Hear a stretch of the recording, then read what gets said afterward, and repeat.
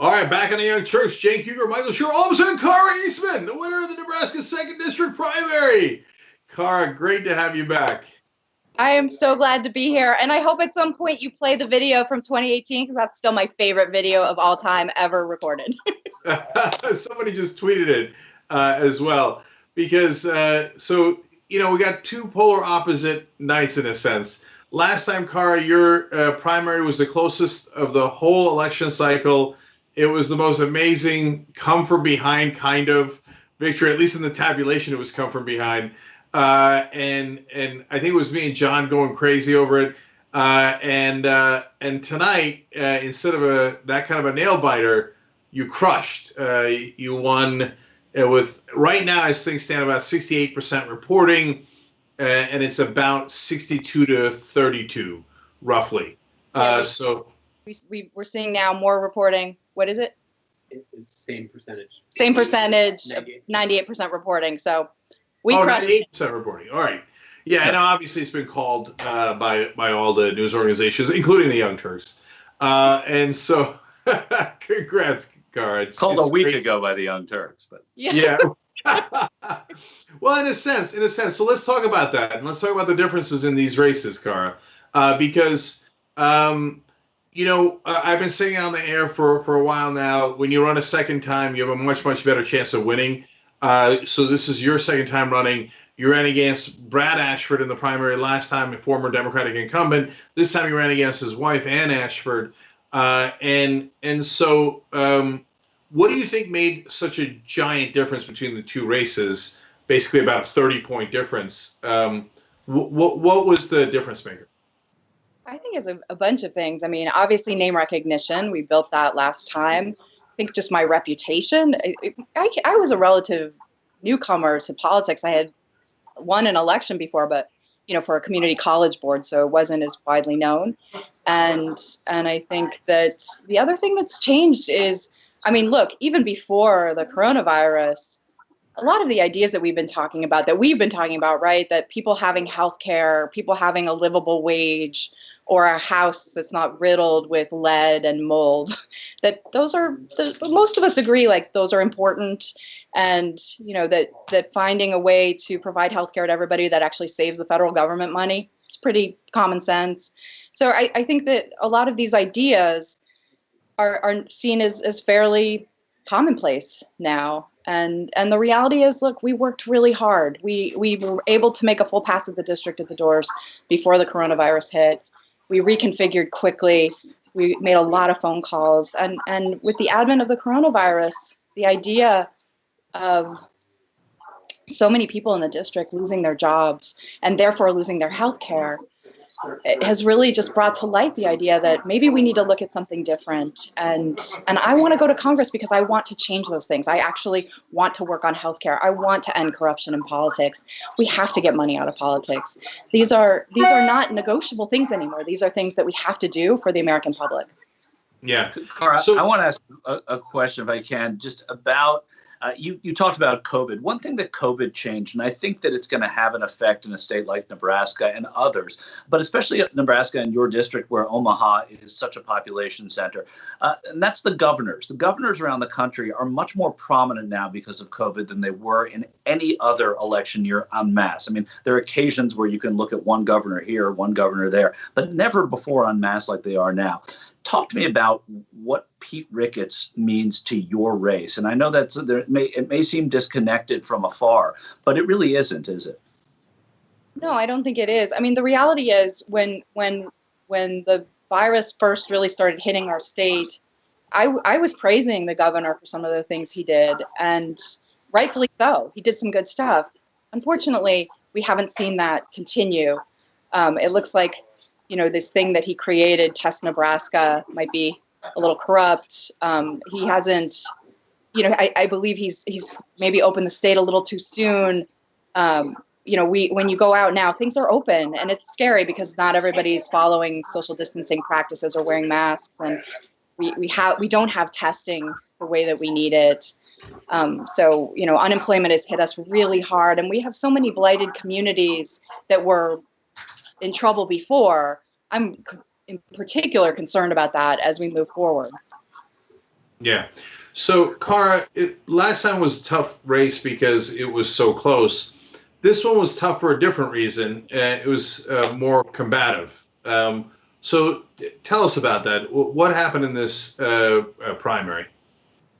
Well, it wasn't combative on our end. I mean, I honestly believe that Donald Trump is so dangerous that frankly, Democrats should not be attacking each other. We don't have the luxury of that, especially in Nebraska, right? And so, unfortunately, one of my primary challengers felt that her path to victory could be by attacking me. Luckily, we see that the voters didn't go for it. And now I'm excited to work with her supporters, work with everybody. We're going to get independents to vote. We're going to get Republicans that are tired and frustrated to vote, and we are going to turn out the Democrats like we did tonight. Yeah, so that's great to hear. I mean, look, she called you destructive, which I thought was hilarious. I mean, it might be the single least appropriate adjective for you that I could possibly think of. Thank you. I really appreciate that. Yeah, there's not much I destroy. Well, you destroyed her husband's political career. So. And now hers too. You just made people around me laugh. Yeah.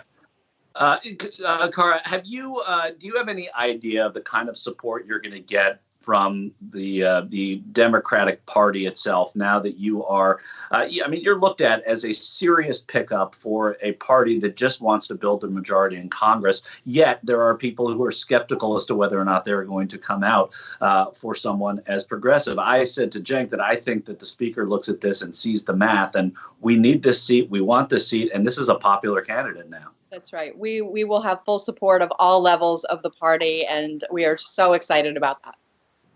And that's been told to you? I'm sorry? That's been told to you? Oh, yes. Okay, wonderful news. Okay, good. Great. So let's look, I know it's a little uncomfortable, but let's talk about the contrast between last time and this time then. Because last time it seemed like the support was a little bit more begrudging. I'll put it that way. Have you seen the level of support from the National Democratic Party increase significantly here already with your victory tonight? We have. I mean, we've got, to be honest, meetings lined up all week with various levels of the party, different groups that are in and have reached out already. And so we're excited. This is going to be a race that all eyes are on. I mean, there are people saying this district, because we split our electoral college votes, could actually help decide the presidency. And so I think it's going to be a really exciting time, and we know that we will have everyone's support to move forward and the resources that we need to be successful to get rid of Don Bacon, who has been voting 95% of the time with Donald Trump. Yeah. And so, by the way, EastmanForCongress.com, because tonight's a great night, but we got to win the general election. That's the most important thing. That's how Kara gets into Congress, is not just beating a Republican. It's beating him with a progressive who is going to fight for your values. Kara,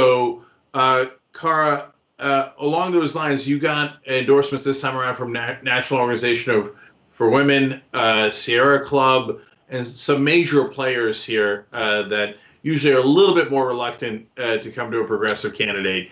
Do you suspect that you'll have more and maybe most of the major groups now on the left supporting you, whether they're considered more conservative or more progressive? Yeah. I think we've been able to kind of bridge that really well, and actually the DCCC has already started talking with us, and we've got a pretty long meeting set up with them this week. They're going to do a poll with us. I mean, so we've got they've done a poll. Sorry. Oh, I'm allowed to talk about the poll. Oh my God! Look, right on TV. Breaking news, everyone. Good. Am I allowed to say that? Sorry, I don't mean to steal your thunder there, Cenk. So the D-Trip did a poll, and I am a point ahead of the current incumbent Republican, a point ahead in Nebraska, and Biden is ahead 10 points here in CD2 or in Nebraska. Anyway, so pretty exciting stuff. Yeah, it must be District 2. So I was going to get to Biden in a second, but first I just want to make a note to the audience. We don't want to fight the Democratic Party. We only fight them if they fight us. So if they're not fighting and they're helping Kara win the election, that's great. That's exactly what we want. We want the Democratic Party to actually be a Big Ten that includes progressives. Yep. And so Kara's helping to make that happen, and that's wonderful. So, Kara, let's talk about how to beat Don Bacon. So that's great news that you've got a lead already on him. So what's next? What's your strategy for beating him in the general election? We're going to keep doing what we've been doing, which is reaching out to everyone. We started the campaign by knocking doors of independents. We're going to keep doing that. Look, when we look at the turnout in this election with vote by mail, it's through the roof. We're going to get even more people to turn out with a robust GOTV effort and really reach out to independents, disgruntled Republicans, and those low propensity Democrats that normally get ignored. So we're really excited. We've already started talking about different kinds of strategies because we don't know that we'll be able to knock doors, but we've proven that we can continue to get people out excited and voting, even in a pandemic. And so I think that's really exciting. And Kara, what's the dynamic with the Biden campaign in terms of, I was saying this before you came on the air with us, that there could be a little bit of reverse coattails here where you can actually help the national candidate because your name recognition in the district and your popularity, and when you look at the numbers with 98% reporting that you're this far ahead, that's important stuff. Is there anything on the horizon for how you will work in tandem with that campaign? Yeah, so we started talking with the Biden campaign a little bit ago. We haven't had like the kumbaya moment yet, but I think we will. And you're absolutely right. I think that we'll be able to work together and help each other out. Yeah, and what form would that take, do you think? Well, obviously we've got a great field game going on, and so we would hope that anybody who comes in would want to follow our lead and just work together as much as possible.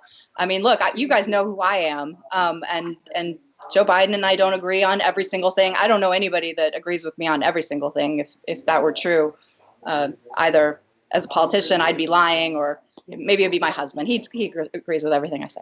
But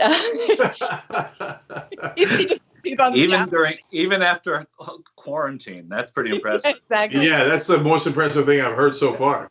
Yeah, exactly. But we're excited, and I'm being told I have to go to another thing that's local and that we won. And so I'm so grateful to you both, though. Thank you for everything that you do, and thanks for being so supportive of me and my campaign. Absolutely. EastmanForCongress.com, everybody. Check it out. Congratulations. Kara Eastman, good luck, and hope to talk to you soon. Thank you. Thanks for watching The Young Turks. Really appreciate it. Another way to show support is through YouTube memberships. You'll get to interact with us more. There's live chat emojis, badges. You've got emojis of me, Anna, John, JR. So those are super fun. But you also get playback of our exclusive member-only shows and specials right after they air. So all of that, all you gotta do is click that join button right underneath the video. Thank you.